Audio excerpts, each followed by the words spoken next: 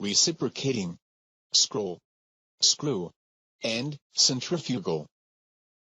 Compressor sizes start with reciprocating and scroll, thus the smallest, 3 to 175 kilowatts, followed by screw, 75 to 1,400 kilowatts, and centrifugal, thus the largest, 1,400 kilowatts and larger.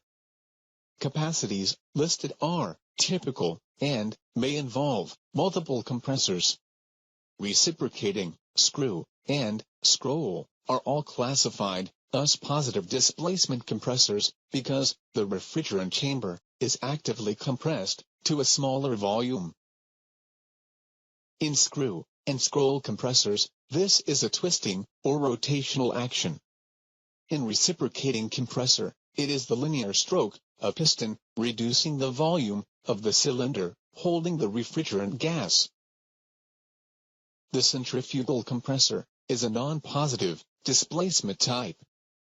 It raises the pressure and temperature of the refrigerant by converting kinetic energy into pressure. Central plants usually have centrifugal chillers because of their large size. Screw compressors are most popular in the mid-size market and smaller, but they do not have the high part load efficiency of scroll compressors. Scroll compressors are becoming more prevalent in the HVAC industry. They have excellent reliability, high efficiency, low sound, low vibration, and better capacity control over a range of operating characteristics when compared to reciprocating and screw compressors of similar size. Next, we shall have a look at the screw compressor operation. A screw compressor operates by using paired rotors machined to extreme accuracy of pitch and thread form to provide non-pulsating, positive displacement compression. Screw compressors have two precision machine rotors which rotate to compress the gas. Take a look at the illustration.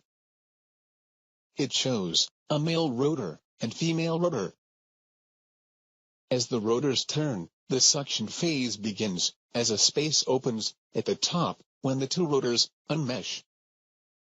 As the rotors continue to turn, the interlobe space increases in size, and the gas is drawn in through the inlet port. The suction is sealed off by the meshing of the rotors as they continue to turn. In the compression phase, further rotation meshes the male and female lobes and reduces the interlobe volume. At a point, the gas is fully compressed and the discharge port is uncovered. The compressed gas is discharged and the compression cycle is completed. The typical capacity reduction method of control is a slide valve with a sliding action parallel to the rotor bores. They are placed close to the high-pressure discharge port and bypass a portion of the trapped gas charge back to the suction. This method of capacity control provides good part load performance without reducing the full load capacity. Next, we shall have a look at the scroll compressor process. Take a look at the illustration. It shows the mating and volute scrolls in a spiral shape that mesh. The upper scroll is fixed in place. An eccentric motor shaft moves the lower scroll in an orbital pattern within this fixed scroll on a rotor. In the compression process, the upper and lower scroll vanes form crescent-shaped pockets. As the lower scroll orbits, the sealing points on the vanes migrate inward, pushing the crescent-shaped pockets toward the center. As the pockets move, they decrease in volume and compress the trapped gas. Take a look at the illustration. It shows the sequence of orbits and the movement of the trapped gas pockets. In the first orbit, suction, as the bottom scroll orbits, two pockets of suction gas are formed and enclosed. Blue area. During the second orbit compression, the pockets of gas are compressed as the volume is reduced. Green area. In the third orbit, the two pockets of gas are compressed further and discharged simultaneously through a small port opening in the center of the fixed scroll. Red area. With this, the scroll compression process is complete. Standard capacity control of scroll compressors is accomplished by installing multiple compressors in a single chiller to provide capacities of up to 175 kilowatts. Compressor volume control can also be accomplished by reducing the speed of the motor. Next, we shall have a look at reciprocating compressor operation. Reciprocating compressors use pistons that are driven directly through a pin and connecting rod from a crankshaft, similar to an automotive reciprocating engine. The most important components in a reciprocating compressor are the suction and discharge valves. Suction process. At the beginning of the suction phase, the piston is drawn down in its cylinder, opening the suction valve, and vapor refrigerant is drawn into the cylinder. When the piston reaches the bottom of the stroke, the suction valve closes, trapping the suction volume. Compression process. The compression process is started when the piston is starting up the cylinder and begins compressing the gas ahead of it as the volume is reduced. Discharge phase. The discharge phase begins when the discharge valve first opens. As the pressure in the cylinder exceeds the pressure above the valve lifts, allowing the compressed gas to be pushed in the discharge manifold. The discharge process is complete when the piston reaches the top of the compression stroke and the discharge valve closes. There is always a small amount of clearance volume left at the top of the stroke to expend on the next suction stroke. Capacity control. The most common used method of control is bypassing the refrigerant gas with unloaders within the compressor. Next, we shall have a look at centrifugal compressor operation. Centrifugal compressors have long been used in larger water chillers. High efficiency, superior reliability, reduced sound levels, and relatively low cost have contributed to the popularity of the centrifugal chiller. The capacity of a centrifugal chiller can be modulated using inlet guide vanes. A combination of inlet guide vanes and a variable speed drive control are now being applied to new centrifugal water chillers. Existing centrifugal chillers must be studied carefully to determine if they can be controlled with variable speed drives. Using a variable speed drive with a centrifugal chiller may degrade the chiller's full load efficiency. Centrifugal compressors, sometimes called turbo compressors, continuously exchange angular momentum between a rotating impeller and a steady flowing refrigeration fluid. Because flow is continuous, these machines have greater refrigeration capacity than positive displacement devices. The suction flow enters the rotating impeller and is discharged radially at a higher velocity. A centrifugal compressor can be single-stage, having one impeller, or it can be multi-stage, having two or more impellers. The suction gas passes through a set of adjustable inlet guide vanes before entering the impeller. As inlet guide vanes open, more gas passes through the compressor. The vanes are used for capacity control, similar to inlet guide vane control of centrifugal fans. Capacity is varied by swirling the refrigerant entering the impellers. The inlet guide vanes produce this swirl. Setting the vanes to swirl, the flow in the direction of impeller rotation produces a near compressor performance curve, without a change in speed. Controlled positioning of the vanes can be done using pneumatic, electric, or hydraulic actuators. We have discussed various compressors and capacity control. However, before proceeding with applications, it is important to note that capacity control of compressors is complex, and have important considerations, such as minimum speed required for proper lubrication, or maximum speed to prevent carryover of lubricant into the vapor stage of a compressor. Application of frequency converters to compressors require approval of the compressor manufacturer. Application to new compressors is the major market for speed control, using frequency converters. Existing compressor trends in the HVAC market are for manufacturers to produce smaller, packaged air-cooled equipment with multiple compressors. Typically, scroll and screw compressors are used. Scroll compressors have cycling on and off of compressors for capacity control, while screw compressors use a slide valve. The new packaged equipment market, where an HVAC manufacturer is using a compressor capable of variable speed, is the ideal application for the VLT HVAC drive. We shall now look at the traditional packaged air conditioning system. The illustration shows the typical packaged unit used for cooling a building. The air is circulated from the conditioned space through the unit and back. Outside air is used for free cooling when the outdoor temperature is cool enough and to meet requirements for minimum outside air. Outside and return air dampers mix the amount of air to provide a constant volume of air to the space. The air moves through the filter and cooling coil and is applied to the space through ductwork and supply diffusers.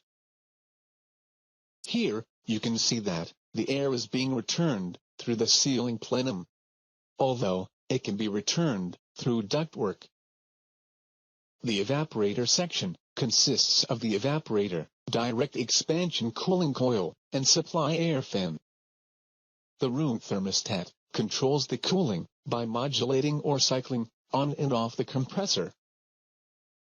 Frequent on and off of the compressor results in the wear and tear of the unit and increases the power consumption. The condensing section, consisting of the refrigerant compressor, condensing coil, and condensing fan, can be connected to the unit, as shown, or located externally, with the refrigerant piped between them. Packaged air conditioning equipment with multiple scroll compressors vary refrigeration capacity by staging on and off multiple compressors. Take a look at the graph. It shows how capacity is increased as additional stages are added for cooling. Additional compressors are added as the cooling load increases. On a reduction in cooling load, a compressor is turned off to match the reduced load. We just saw the working of a traditional packaged air conditioning system. You have seen that, in the traditional method, a cycling of the compressor results in the wear and tear of the equipment. Variable speed control of a compressor provides improved efficiency over cycling of a compressor. By varying the speed of a compressor, the capacity of the compressor is varied. With scroll compressors, the relationship between speed and capacity is almost linear. Double the speed, and the capacity is approximately doubled. Control. For periods of high cooling demand, the input frequency of the compressor can be increased. For periods of lower cooling demand, a lower input frequency to the compressor is supplied. Periods of normal cooling demand, use the standard 50 or 60 Hz frequency. Maximum required cooling capacity is achieved using 90 Hz for scroll compressor speed. Minimum required cooling capacity is achieved using 30 Hz for scroll compressor speed. How can we increase the frequency higher than the power supply frequency?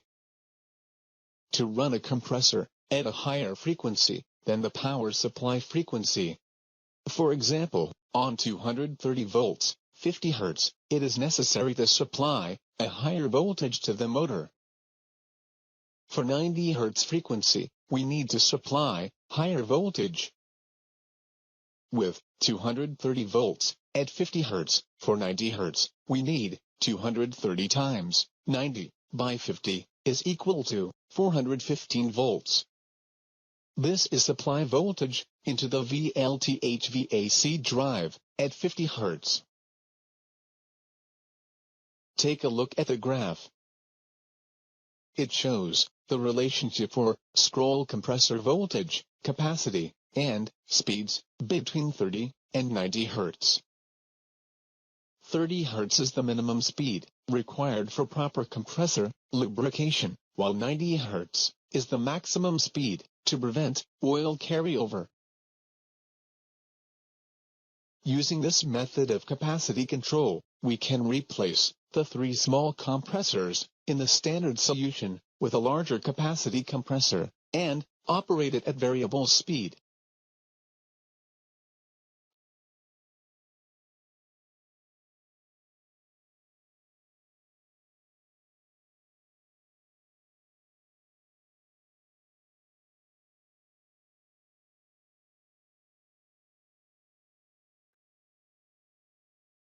Take a look at the graph. It shows the capacity control of the variable speed compressor. Variable speed compressor can provide the cooling for 3 of the smaller compressors. Scroll compressors have higher part load efficiencies to provide a better energy rating for the equipment and energy savings during operation. Additional savings can be obtained by an equipment manufacturer by furnishing 1 compressor with associated piping and control instead of 3. Improved energy ratings are important to equipment manufacturers because of new energy codes being introduced. Typically, 15 to 20% electrical energy can be saved for the compressor alone. The level of energy savings depends on the load profile of the system, the sizing of components, that is, an oversized compressor or multiple compressors. Energy savings are also dependent upon the type of refrigerant and the lift or pressure rise provided by the compressor. Energy savings are due to higher evaporating temperature and lower condensing temperature, leading to improved COP, coefficient of performance. Let's go in for a quick check of your understanding. Apart from the advantages of energy savings, there are some key features that improve the performance of this application. Let us see these key benefits of compressor control, one by one. Precise and smooth temperature control by capacity modulation. The system is more stable due to control of evaporator and condenser pressure. Stable control and better performance provides additional energy savings. Noise is reduced from compressor operation at slower speeds. Fewer start or stop cycles of compressors increase lifetime and reduced wear and tear. No inrush currents at startup. Soft start. We saw the 3 types of air conditioning systems, and also saw the various types of compressors used in air conditioning.